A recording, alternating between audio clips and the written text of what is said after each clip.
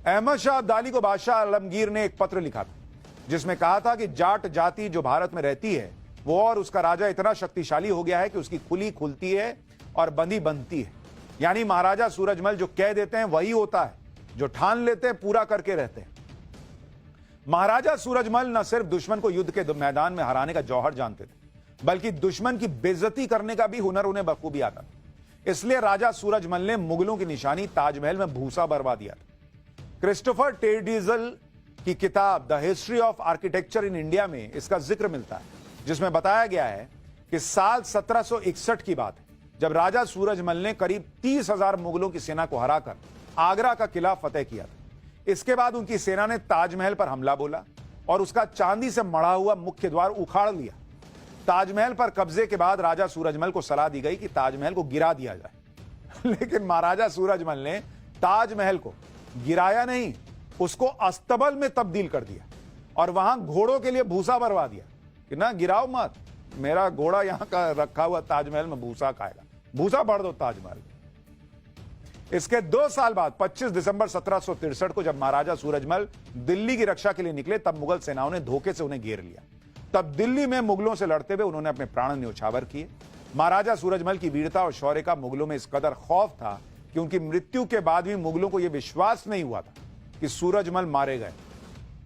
अपने पूरे जीवन में मुगलों से एक भी युद्ध न हारने वाले महाराजा सूरजमल और उनकी सेना के पराक्रम को लेकर एक दोहे में कहा गया है कि दिल्ली पटना भूल गए, लुट गए लासान, सूरजमल के जाट से थर थर कांपे खान। महाराजा सूरजमल दुश्मनों के काल थे। मतलब आप देखिए ना, बॉस फोटो भी जो है 7 फीट का आदमी, 150 किलो वजन, मतलब मूंछ देख रहे हैं आप। लेकिन आप में से कितनों को सूरजमल के बारे में पता है? बताइए, नहीं पता, पढ़ा है ही नहीं।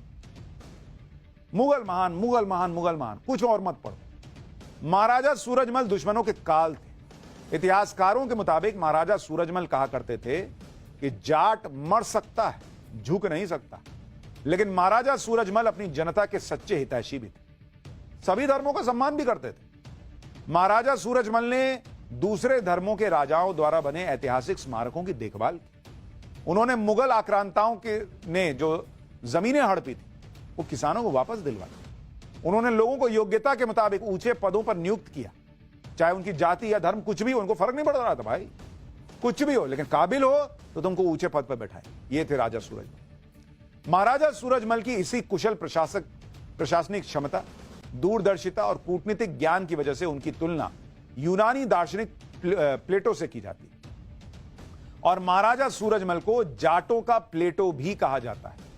तो यह अपने आप में बड़ा ऐतिहासिक है कि किस तरह से इतिहास रहा। वो राजा जो मुगलों से कभी नहीं हारा, जिससे मुगल खौफ खाते थे, जिसने ताजमहल में भूसा भर दिया, उसके बारे में बताना जरूरी नहीं समझा। लेकिन हम तो बताते रहेंगे पाठशाला में, आपको पता ही, हम रुकने वाले थोड़े ही हैं। ये भारत का गौरवशाली इतिहास है, आपको जानना चाहिए।